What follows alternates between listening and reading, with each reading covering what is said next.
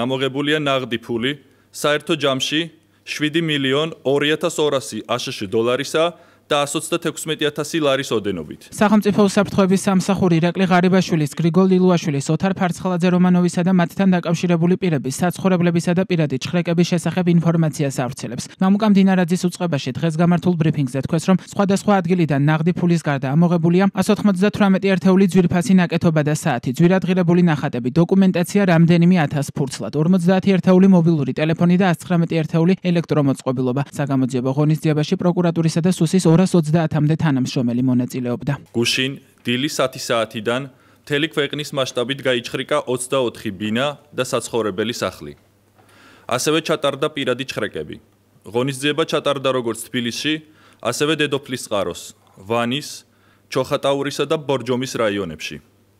გაიჩხრიკა მოქალაქეების ირაკლი ღარიბაშვილის, გრიგოლ ლილუაშვილის, ოთარ ფარცხალაძის, რომეო მიქაუტაძის, მიხეილ ჩოხელის, ვანო და თორნიკე პარკაულების, ანდრია იგივე სანდრო ლილუაშვილის და მათი ოჯახის წევრების საცხოვრებელი სახლები. შედეგად, სხვადასხვა ადგილიდან ამოღებულია ნაღდი ფული საერთო ჯამში 7.200.200 აშშ დოლარისა და 136.000 ლარის ოდენობით.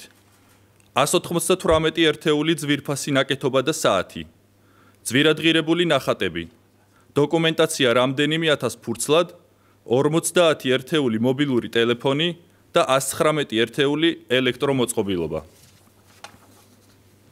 ამჟამად სახელმწიფო უსაფრთხოების სამსახურისა და საქართველოს გენერალური პროკურატურის საგამოძიებო ნაწილის თანამშრომლების მიერ ერთობლივად ინტენსიურ რეჟიმში მიმდინარეობს ხსენებულ დოკუმენტაციასა და ელექტრომოწყობილობებზე არსებული ინფორმაციის შესწავლა დამუშავება. ასევე ამოღებული ნაღდი ფულის რეალური წარმომავლობის დადგენა, რის შემდეგაც მოხდება დამუშავებული ინფორმაციის მიხედვით შემდგომი საგამოძიებო ოპერატიული მოქმედებების დაგეგმვა და შესაბამის პირთა მიმართ სამართლებრივი რეაგირება. სუსის ამ განცხადებას წინ უძღოდა გუშინ გენერალური პროკურორის გიორგი გვარაკიძის საგანგებო ბრიფინგი. მან თქვა, რომ საქართველოს მასშტაბით 22 ლოკაციაზე მასშტაბური ღონისძიება ჩატარდა, რომელშიც ასევე ჩართული იყო სუსის ანტიკორუფციული და სახელმწიფო უსაფრთხოების დეპარტამენტები. მისივე თქმით, საგამოძიებო მოქმედებები სხვადასხვა სისხლის სამართლის საქმეზე მიმდინარე გამოძიებას ეხება, რომლის ფარგლებშიც აქტიურად ტარდება საგამოძიებო, საპროცესო და ოპერატიულ სამძებრო ღონისძიებები. აღმოჩნდებიან თუ არა განსაჯელთა სკამზე ივანიშვილის ხელისუფლების ყოფილი მაღალჩინოსნები, ოცნების ორგზის პრემიერ-მინისტრი ირაკლი ღარიბაშვილი, სუსის ექს-ხელმძღვანელი გრიგოლ ლილუაშვილი და საქართველოს ყოფილი მთავარი პროკურორი ოთარ ფარცხალაძე რომანოვი. ეს პროგნოზი სულ უფრო რეალისტური ხდება. თემასთან დაკავშირებით ქართულ ოცნებაში პირველი კომენტარები უკვე გააკეთეს. არანაირი კორუფცია, არანაირი გამდიდრება, არავითარი დანდობა. ასეთია ერთდროს მათი პოლიტიკური ლიდერების საქმეზე ივანიშვილის მოქმედი თანაგუნდელების გამოხმაურება. ძალიან ემოციურია მთელი გუნდისთვის. ქართული ოცნების ლიდერისთვისაც განსაკუთრებით ემოციურია.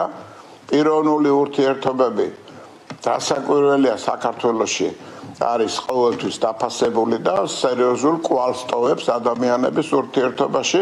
აი ამ შემთხვევაში, რასაც დღეს თვალყურს ვადევნებთ, ეს მძიმეა, რაც ხდება, მაგრამ ფაქტია, რომ მათ უგანეს, ვინც დანაშაული ჩაიდინა საერთო იდეას, საქართველოს ინტერესს, გუნდს და იმ პრინციპებს, რაზეც ვყარად ვიყავით შეთანხმებული.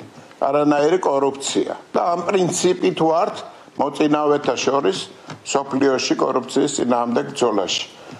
მაგრამ თუ კი ამ ბრძოლის დროს გამოვლენილია ყოფილი თუ დღევანდელი მნიშვნელობა არ აქვს თანაგუნდელი თან თანამოაზრე, მით უმეტეს მაღალი თანამდებობის პირი, ეს ჩვენთვის ტრაგედიაც არის და გარდა ამისა არის ინდიკატორი იმ პრინციპისა, იმ პოლიტიკისა, რასაც ქართული ოცნება მომავალშიც გაატარებს. არავითარი დანდობა, ვინაიდან სახელმწიფოს წინააღმდეგ არის ეს ყველაფერი გაკეთებული. ყოფილი მაღალი თანამდებობის პირებზე მინიშნებებით საუბრობენ წარსულში ღარიბაშვილის აქტიური მხარდამჭერები და ოცნების პროპაგანდისტები. ისინი სავარაუდო კორუფციასთან დაკავშირებული ეჭვების გარდა მინიშნებებს 4 ოქტომბრის ეგრეთ წოდებულ ვერ შემდგარ მშვიდობიან დამხობაზეც აკეთებენ.